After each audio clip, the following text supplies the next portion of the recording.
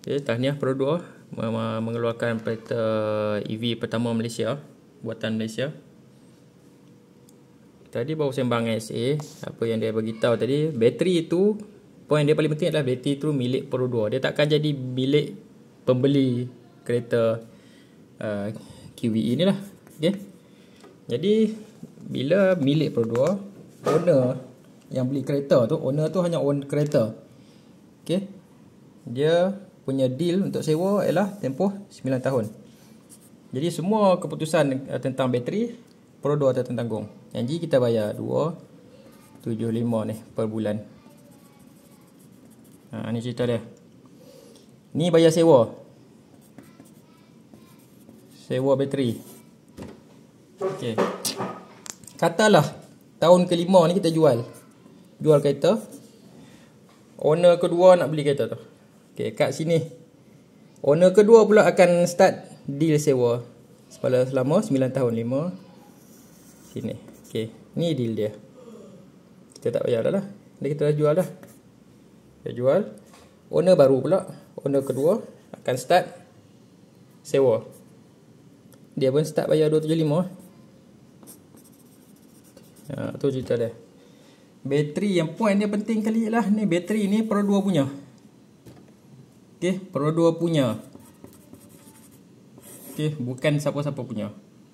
Owner yang bayar tadi, ya, dia bayar body kereta saja. Body. Dia own body. Okey. Own body. Maksudnya bila dia own body, walaupun kita ni yang owner pertama kata tak jual lah, kes tak jual, kita pakai sampai 9 tahun. Okey, pas 9 tahun. Apa akan jadi? Dia akan start yang baru lah. Dia akan start deal baru. Okey, deal baru ni 9 tahun pula. 9 tahun.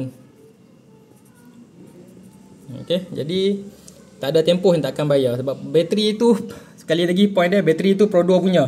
Okey, bateri itu Pro 2 punya bateri. Jadi biasalah kena bayar 275 per bulan. Okey. Dia pun ada bagi tahu tadi, kalau contohnya sekarang ni bateri tu berapa, 50 kW ke? 60 kWh. Okey. Dalam masa mungkin 5 tahun lagi akan keluar satu bateri 70 kWh. Okey, ni Pro 2 akan tanggung, dia akan tukar. Tanggung semua kos. Kos ditanggung. Pro 2. Okey. Kos ditanggung Pro 2. Kita tak akan keluar satu sen pun. Sebab kita dah bayar sewa. Ni 275 ni. Jadi dia akan tanggung semua. Apa rosak ke apa semua, dia akan tanggung. Adalah term-term dia. Term tu tak tengok lah, siapa beli dia boleh cerita lah. Okey, Pro 2 akan tanggung lah kos penukaran. Kos penukaran ni dia cerita tadi dalam mungkin 2 ke 3K jugalah kos nak tukar bateri.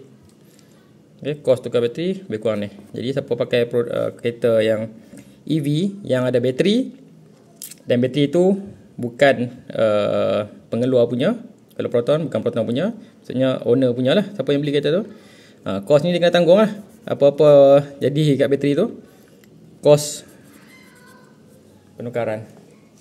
Kalau dia wave, kalau Proton wave, company lain wave, dia wave lah. Tapi kos dia lebih kurang macam ni lah, 2 ke 3K. Pos ni owner kena tanggung. Okay. Sedangkan untuk Pro 2 dia tak payah bayar apa dah lah, sebab kita dah bayar sewa dah bulan-bulan ni. Ditanggung semua. Okay. Bulan-bulan dah bayar sewa dah, ditanggung semua. Okay. Itulah cerita dia. Ramai duk condemn sangat kan bateri. Bateri jual asing, bateri asing. Bukan jual asing, bateri tu dia sewa. Memang owner ialah dia own body je. Okay. Ni cerita pasal bateri sahaja. Okay. Nak dapat lebih lanjut, jumpa SA lah. Pergi Pro 2, sembang dengan SA. Dengan duk condemn semua benda. Okay, bye. Terima kasih mendengar. Sila subscribe.